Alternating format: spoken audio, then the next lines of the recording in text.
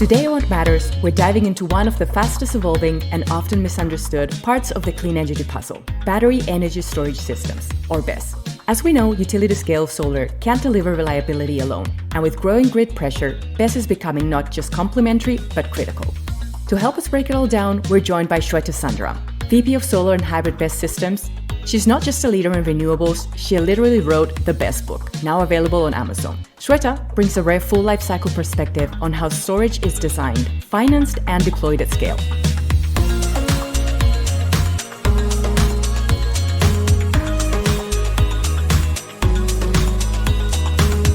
Swetha, welcome to the show.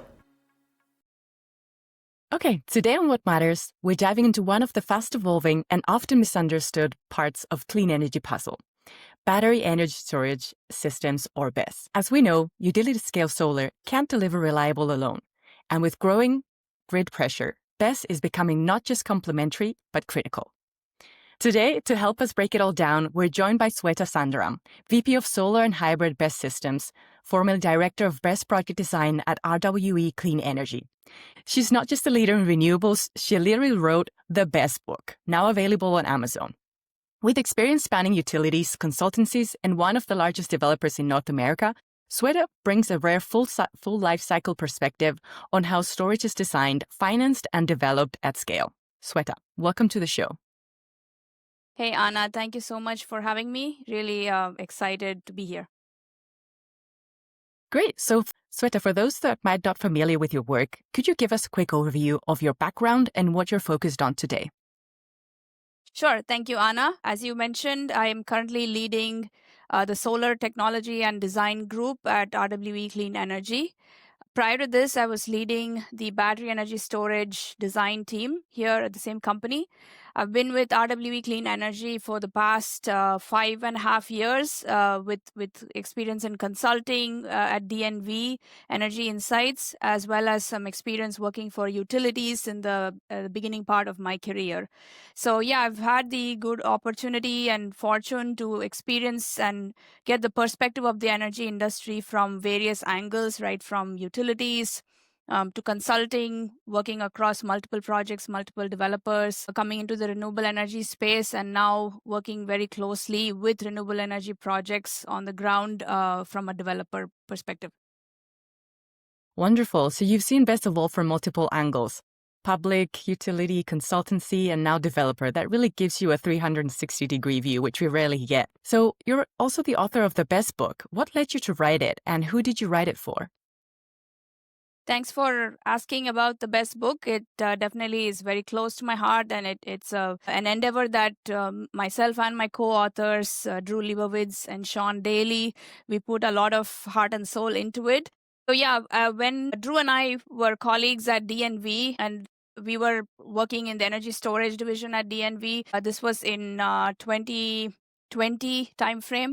So that was the time when battery energy storage projects were growing in scale, but there was not a standardized way of evaluating them, understanding the nuances of the technology, the different products available, the type of contracting structures and the revenue structures, and how do we finance them, the whole range of challenges. So it was a very emergent period when BESS systems were really exploding in scale.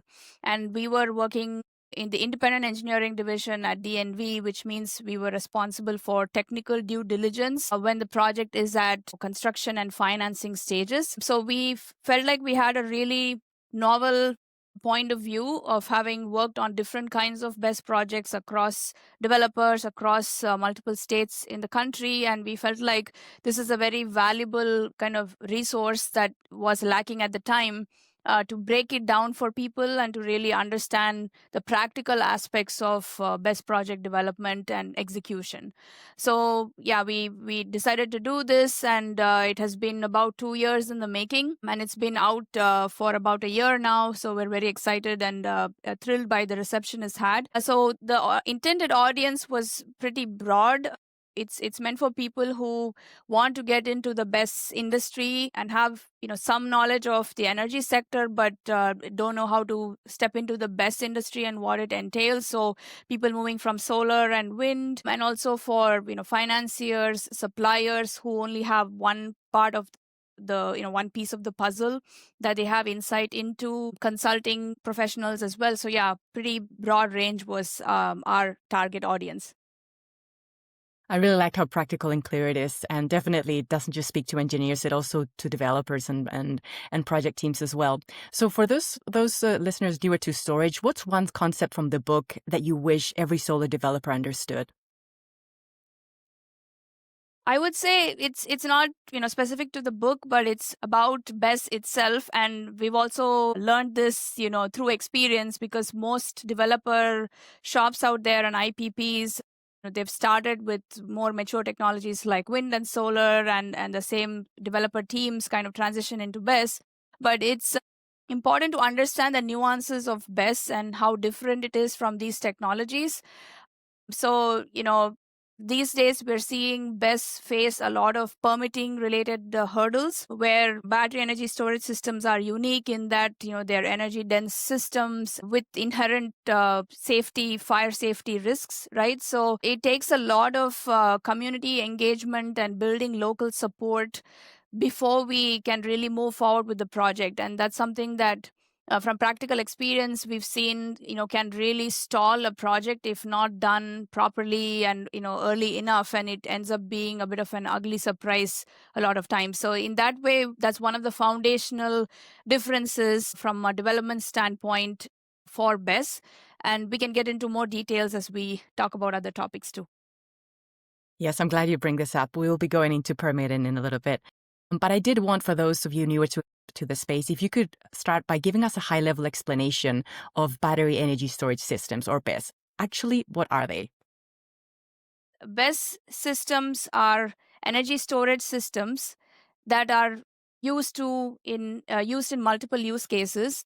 They're used to complement renewables like wind and solar, and used to make them more reliable and controllable, right? So as we all know, wind and solar resources are not dispatchable or controllable because it's solely dependent on a non-controllable source. But battery systems are effective in trying to make these systems more controllable, in that they can store energy when the energy is in excess form, and they can discharge energy when the grid needs it. Now, they can be paired with renewables because they go hand in hand very well with renewables, like especially solar, but they can also be used standalone on the grid, because you need this critical function of balancing the energy supply versus demand. And they have in recent years become one of the most more cost effective ways of doing that. We've had this need for a very long time as renewables came on to the grid, but in recent years we've experienced a lot of price declines, kind of tagging from the electric vehicle industry enjoying those benefits. So it's in the past decade really that BESS systems have become cost effective to play this role. And apart from the energy arbitrage function that I was just describing, they can be used for a whole host of grid services like, frequency regulation, frequency response, because they are very fast acting. They are they have very short response time, and that's very critical for these grid services. So that makes them very versatile and dynamic as energy resources that can be used for multiple uses. Thank you very much. Yes, we often hear the word BESS tossed around, especially in the solar circle, but it's not always clear what the use cases are. So thank you for running us through those. Now, one of the things that I think is very interesting and most exciting is some of the new changes and technologies happening throughout the years or over the years around BESS. Can you talk to us a little bit about that? Yeah. Yeah, even when I started out in the BESS field back in 2015 or so, 10 megawatt system would be considered pretty respectable. So that was what was like utility scale, 10 to 50 megawatts. That was the kind of range we were seeing. But it's really been staggering, the scale with which it's grown, literally in terms of project size, right? So now a BESS system is easily upwards of 100 megawatts. That's like become the baseline. It's considered almost not worth the development cost, depending on multiple reasons. But using the economies of scale principle, like 100, 200 megawatts has become the norm now. So it really kind of speaks to how much more mainstream BESS has become as a resource, both for capacity and energy requirements. And also, hand in hand with that is the fact that utilities have really accepted BESS as a reliable capacity and energy resource, right? We're seeing a lot of resource requests for proposal from utilities who happen to be customers for developers like us, and they're increasingly procuring BESS in as part of their integrated resource plan as a reliable resource and cost-effective resource. So that's one huge change that we've experienced. Especially this hockey stick growth in the last 5-6 years of the industry. And in terms of chemistry, apart from pumped hydro, the majority of BESS systems now are lithium ion based. And there was a mix of different sub chemistries within lithium ion, but now we are kind of gravitating towards what is called LFP. That's lithium iron phosphate based chemistry. That's become the staple now, and all of the suppliers are kind of moving towards that, both for cost effectiveness reasons as well as better safety related performance. So that's another kind of shift that it's becoming more uniform. And to that point, the third thing I can think of is the fact that the industry has become so standardized in terms of products. So again, even 5-6 years ago, we had these bespoke systems where every project would look different. There were building based systems where you would house these racks which look like server racks within a building. There were small containers of different sizes, and there was a lack of standardization across different suppliers. But now really we're seeing this heavy shift towards having standardized products so that the products look a lot more apples to apples when you compare them. Of course, there are nuances that we need to look into and do diligence on, but there's a heavy standardization. And last thing I want to say is very important to highlight is the improvements in safety related understanding for the industry on what are the perceived risks with battery storage systems, as well as the standards that we need to comply with to make sure that battery systems are safe, right? So it's no longer a guessing game of, okay, I think I have all the safety systems in place that's sufficient. Things have become a lot more standardized, and there are best practices that are laid out very well now that are helpful to developers and IPPs like us, where we can have the peace of mind that, like, if they're meeting the industry standards, we're doing the diligence of building safe projects. And that's really decreased the number of safety incidents we've seen in the industry by about 97% per some industry reporting in the last, again, 5 to 6 years. So I think that's very remarkable positive progress. Yes, this sounds like we're making a lot of progress. What I'm hearing is, on the one hand, we have better chemistries that are improving fast. We have higher adoption. We have more standardized processes. But on the other hand, I think safety is still one of the biggest pain points in project development. I guess permitting, has always been tough in solar and in renewables in general. But it seems like with BESS, there's even more an added new layer of complexity. So what do you think it's making permitting especially challenging for storage right now? Yeah, this has been a trend, again, we've seen for a little while now, because as the safety incidents kind of came into the fore with incidents in Arizona, in California, there has been a lot of increased scrutiny in permitting of BESS projects because of the safety hazards that they pose, and the fact that local authorities are being extremely critical of the kind of safety measures that we have in these products. So as I was saying, we've made a lot of progress as an industry in standardizing these. So if you look at most products out there in the market now, they have a pretty standard set of safety features that are easy for us to understand as, like, the owners and purchasers of the equipment, and also to explain to these local authorities, right? And they're also participating in like the industry standard setting boards that govern these. So there's a circularity established there, so that we're not having to reinvent the wheel with them each time, and there's an inherent comfort in the kind of products that are coming out into the market. But nonetheless, there's of course a lot of variation in the level of awareness in education about BESS, because it's relatively still a young technology compared to others.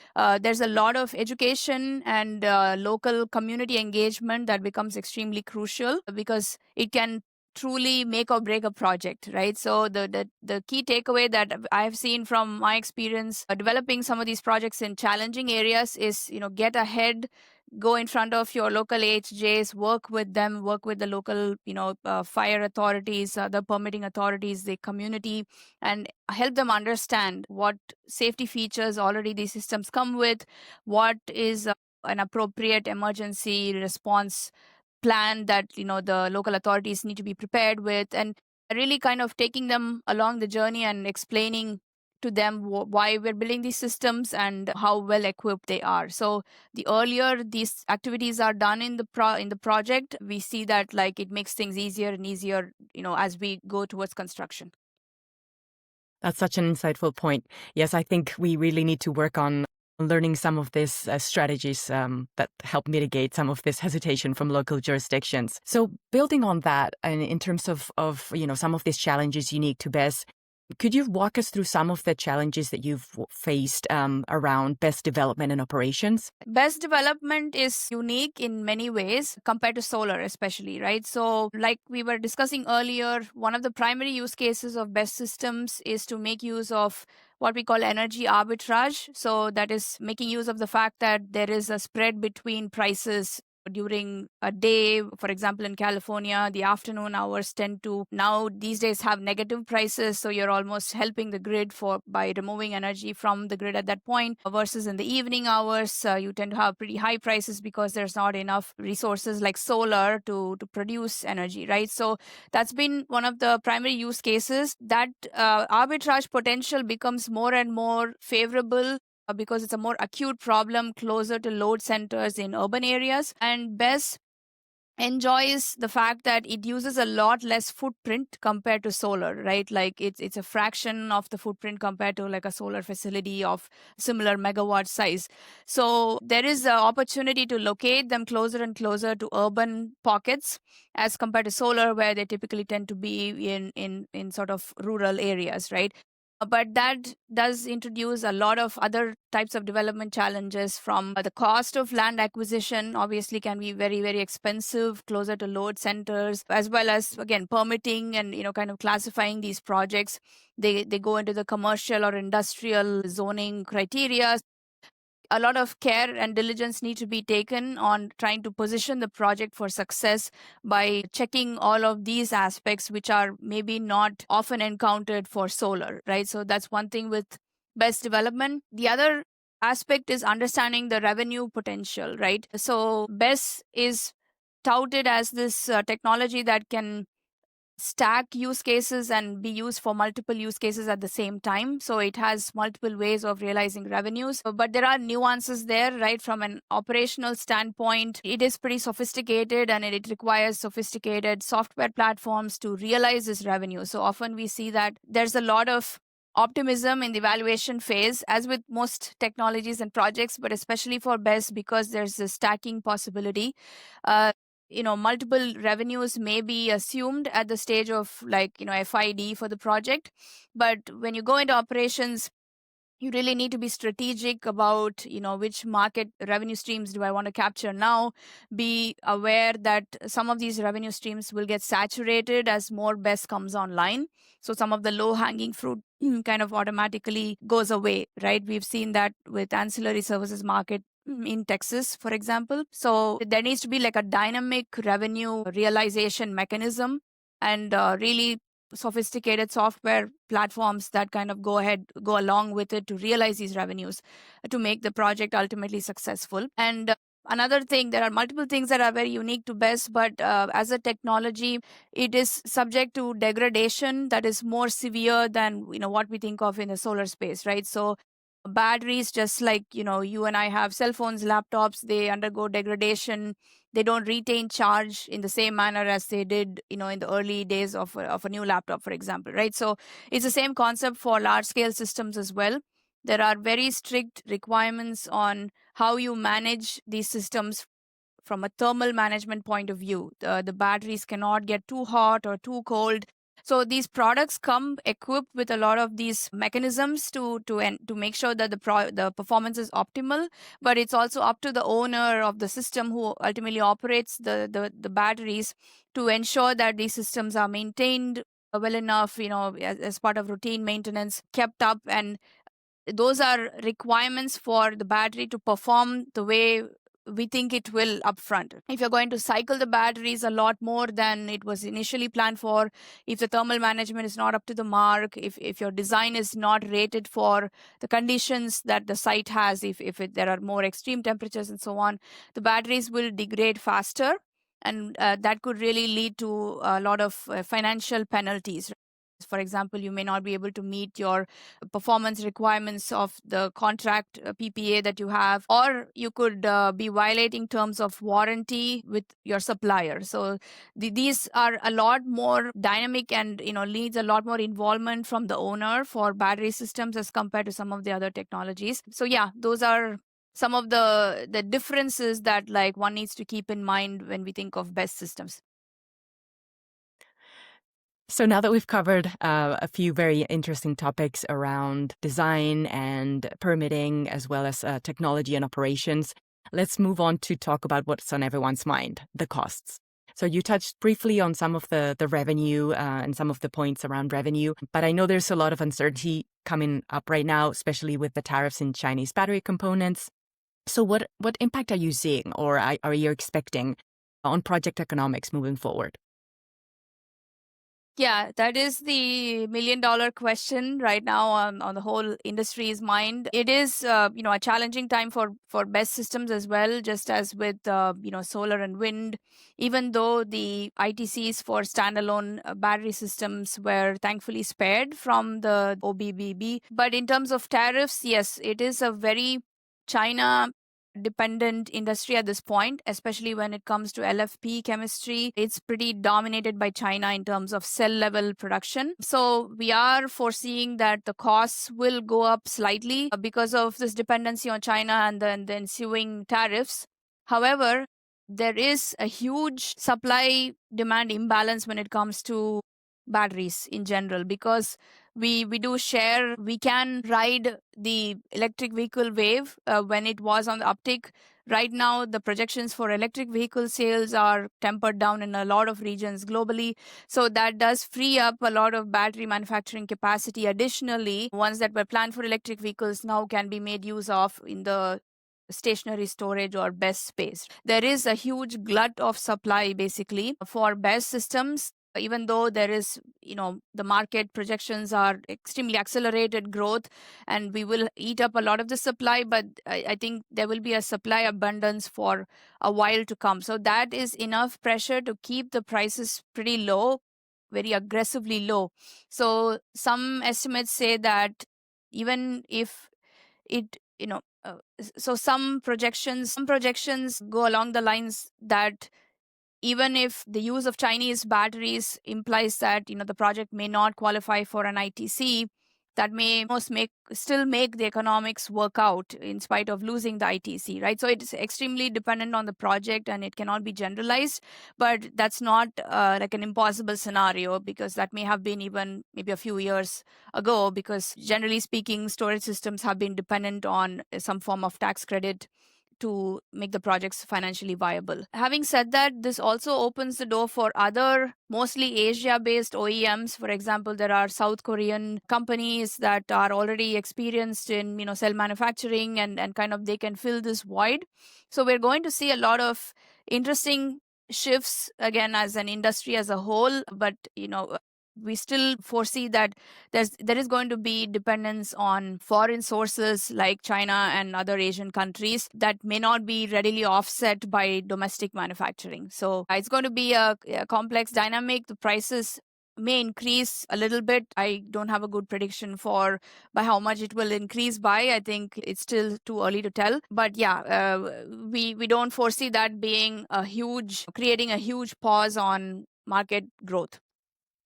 And actually, you bring up some really interesting points, because as an electric vehicle driver myself, I have been, a little upset to see those incentives from the EV go, but I hadn't actually thought of the part where now we're freeing up that battery manufacturing capabilities, and we can at least invest those resources into towards something else. We've already started looking ahead a little bit more and talking about the future of BESS and how it's evolving very fast. I'd like us to touch on a little bit more about moving beyond renewables. So you also mentioned the different types of combination of BESS, so storage plus solar. But what's your take on standalone storage or pairing BESS with other types of forms of generation? uh, from the reconciliation bill, BESS is thankfully one of those technologies that has been relatively spared in the sense that it still retains the investment tax credit up till 2032.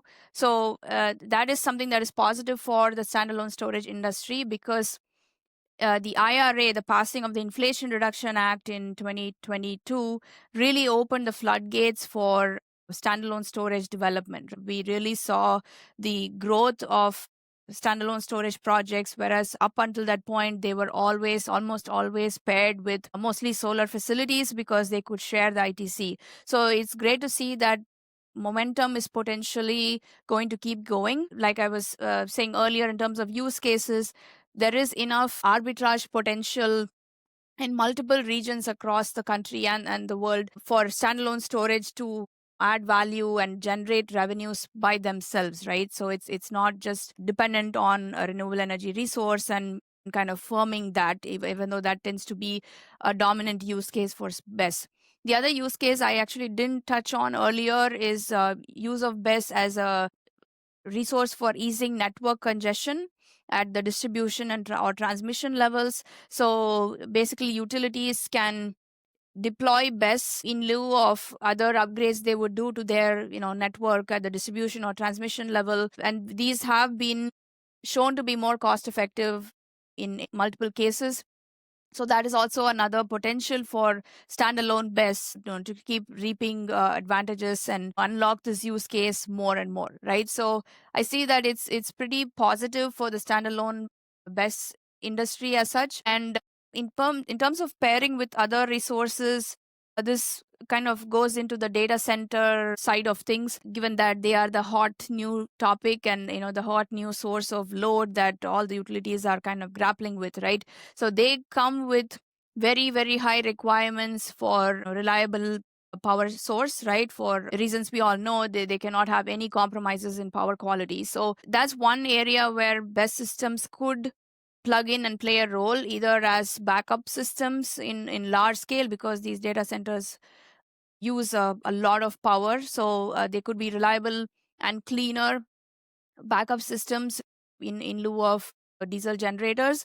And also, there is discussion of pairing them with like a peaker plant that would be gas based, because battery systems are still extremely fast and very short response time. So they can be a very good balancing resource for these systems that really need like in the 4 5 nines scale of reliability percentage, right? So yeah, that's another very hot area for BESS systems that I think is just starting to get explored, and lots of exciting news that's coming out for, with the tech companies kind of embracing this technology as well.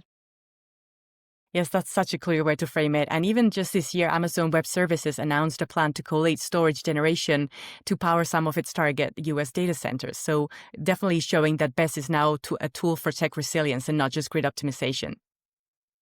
And of course, I guess we can't talk about the future without mentioning AI. It's not just a buzzword. It really is showing up in performance tuning, in smarter market optimizations.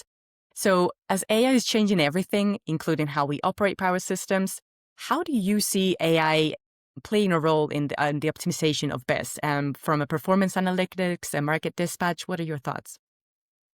Yeah, I'm very excited about the potential that AI has in terms of best performance. So a couple of things kind of come to mind. As I was telling you earlier, degradation is a very real sort of physical characteristic of best systems, and it's one aspect that is actually very less understood by the industry as a whole, right? Like this is the secret sauce of the suppliers. They really have the best understanding of degradation. It varies. It is a very complicated subject because it is so subjective. It varies depending on how the battery is used over time, the depth of discharge. For example, if you go from 100 to 0 versus 70 to 50, it has different kind of impact on degradation. Again, even we can see this on our phones and laptop batteries as well. So let me start that over. I think I started rambling a little bit. So yeah, I'm very excited for the potential of AI when it comes to BESS performance. So one thing that comes to mind is degradation, right? BESS degradation is a very foundational physical characteristic of BESS systems that is honestly not very well understood by bulk of the industry. This is because it's a bit of a secret sauce that is very close to the OEMs, right? They're the ones that are producing the cells and doing all the R&D on the cells. So it is something that they understand best, and the owners are relying on the performance guarantees, the degradation guarantees that the OEMs provide to us as part of the supply agreements, right? So there are boundary conditions with which we get to operate these battery systems, and we expect the degradation to follow a certain trend. But I think we're already starting to see that it often does not follow that trend, or we need more flexibility and insight into how we can use the battery to manage the degradation, right? Or how much we can flex those boundary conditions. So that is something. So predictive analytics on battery degradation is, I think, a very underexplored topic and a very hot, relevant topic for AI to come in, because we need extremely sophisticated models and AI level intelligence to kind of understand these systems at maybe like a portfolio level and create insights for the owner. The other aspect is revenue realization. So again, like we were discussing, markets are evolving and revenue potential for BESS is constantly changing, even within mature markets like ERCOT and California. For example, in ERCOT, ancillary services are almost already saturated because more BESS comes online, and they kind of grab these low hanging fruit to eat up the revenues, right? And future BESS does not have those opportunities anymore, right? So again, let me start over. The other thing that comes to mind is revenue optimization, right? So this is also extremely dynamic because markets are very dynamic. The more renewables come online, the more volatility there is in energy pricing, and we need to have BESS behave in a hyper intelligent manner to be able to capitalize on these energy fluctuations and the price fluctuations, right? So we need to have really sophisticated algorithms to be able to predict these price fluctuations, and also have a long-term view as more renewables come online, but also as more battery systems come online. These arbitrage opportunities are constantly changing. So it is a very, very dynamic problem to solve, and it's a ripe one for AI-based models to kind of track and really unlock the potential that BESS systems can and provide to the grid and also to the owner. Yes, what you said really, really connects some dots. And I think, as you say, AI has a lot of potential, from not only forecasting usage patterns to fine-tuning dispatch set schedules, and even to identify, like you said, the hardware degradation before it happens. So it really is like predictive O&M on steroids. I'd like to build on that, since there's a lot of energy, no pun intended, into all this R&D. So not only into AI development, but also into next generation storage. So from a technology perspective, longer duration storage is getting a lot of attention, as we discussed as well. So what excites you the most about emerging chemistries and technologies coming down the line? Yeah. At the moment, BESS systems are typically around 4-hour duration. That is what is widely accepted by the industry as a sort of comfortable duration, so to speak, in the sense that it's sufficient to perform multiple use cases, and it's also not cost prohibitive from an initial capex standpoint. In some markets like ERCOT, we continue to see shorter duration, like 2 hour, but typically it's 4-hour duration.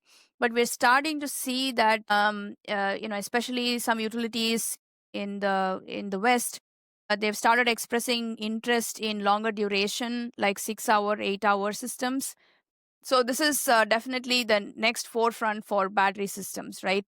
We're seeing that lithium ion based battery systems generally can fit the bill as long as it's sort of 6 hour, 8 hour duration, because the costs are still low enough that economically that will be financially viable for the project, and it can certainly perform the sort of storage function for 6 to 8 hours, no problem. So we are starting to see that utilities are wanting longer duration of storage solutions to tackle their grid situation, the grid problems better. This is also exacerbated by more and more renewables coming online and needing for that stabilization over longer periods of time. Um, but having said that, long duration is where other technologies I think can really shine compared to lithium ion. We are seeing newer technologies like sodium ion really coming into the fore. There are already commercial grade products that are available from a couple of the major OEMs that are sodium ion based. They look and feel very similar to the lithium ion based systems. They're already kind of commercially plug and play type of products that are starting to emerge in Asian markets. And China has already kind of demonstrated these projects at a large scale. There's also ion air batteries, which are promising for even longer duration, like multi day applications. And the advantage with this as well as sodium ion is that they use inexpensive materials, right? That's one key kind of constraint with the lithium ion battery systems, is that they're sort of uh, focus, or they rely on critical minerals that are available only in pockets of the world. So there's geopolitical considerations to kind of diversify beyond lithium ion, and of course the safety considerations that come with lithium ion. The other technologies have lesser safety related risks, so that's an inherent advantage. And they come at a lower efficiency point at this point, but it may work out better when we really look at longer duration, like beyond 12 hours and so on. So the key driver here is duration flexibility. Lithium ion is great for 1 to 4 hours, as well as even say 6 8 hours almost. But as we move towards a future where potentially there's 80 90% renewables on, at least in some markets where it's not a very distant future, we'll need longer duration to manage over generation and these prolonged troughs. So that's when these other technologies can really bring in their value. Thank you for sharing. I think it seems like we're in the right path with a lot of promising materials and tech advances. So hopefully we get there, and hopefully we don't have any issues in terms of tariffs, and we're able to keep BESS moving forward. So as we're getting close to the end of our conversation, Swetha, I'd like to ask you, looking back, what's something that you've learned, maybe the hard way, about what it really takes to get a BESS project across the finish line? One of the lessons that we've learned, definitely the hard way, is around permitting. So it's very, very important, as I was mentioning earlier, to go in front of your local AHJs, your fire permitting authorities, even the local community, and really explain to them what best systems can offer to the local community, as well as the grid benefits and the safety enhancements that have been made in the industry.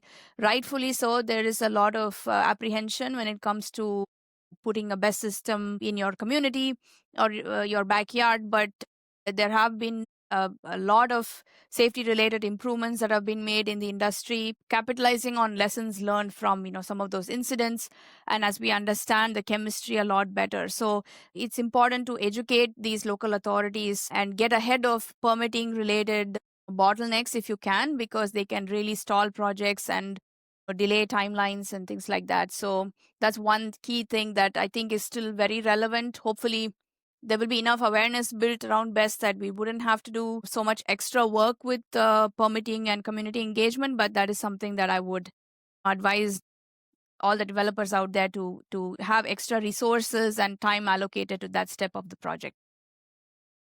Thank you. And I really hope our listeners are taking some of this advice that you're giving them, so that they don't have to learn it the hard way, just as you did. So I guess based on everything we've discussed today, what would be the main takeaways that for our listeners when it comes to the future of BESS that you would like to share with us? Yeah, thank you. That's a great question. And it's a nice way to kind of round it out. So, yeah, I'm excited for the future of BESS. I think BESS is now accepted as a core component of grid infrastructure. It was not too long ago that it was viewed as a sort of a sidekick to solar, and not very well understood in terms of the revenue potential and the other grid benefits that it can offer. But I think now it's really come to acceptance that it is critical component for a grid that's resilience, especially as we see more renewables come online. The technology has really matured rapidly. LFP chemistry has become the staple, and there's really let me do that again. Yeah.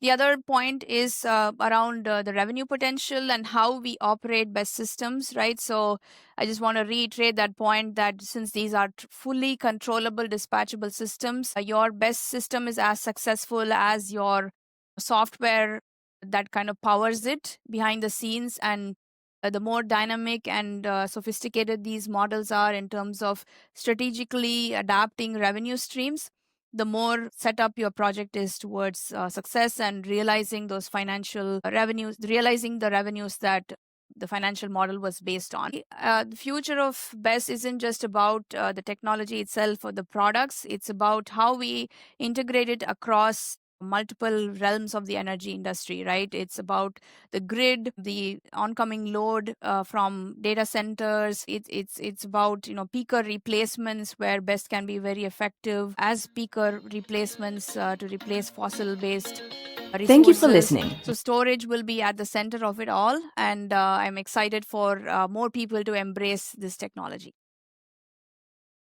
Swetha, thank you very much for joining us today and sharing your insights from battery technology and beyond.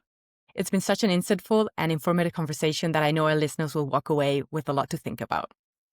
So for those of you who want to dive even deeper into the world of energy storage, check out the BESS Book. It's available on Amazon, and it's packed with practical insights for everyone building or investing in storage. And if you're not already following Swetha on LinkedIn, do it. She's a generous thought leader and always shares sharp takes on what's happening on the storage landscape. And to everyone tuning in, thank you for listening to What Matters. Thank you for listening. What Matters is powered by PVKs, the platform trusted by solar professionals around the globe. If you never want to miss out on insights that keep solar projects moving forward, make sure you follow the show wherever you listen to podcasts. And if you're interested in learning more about streamlining your solar project needs, visit pvks.com for more info. Until next time.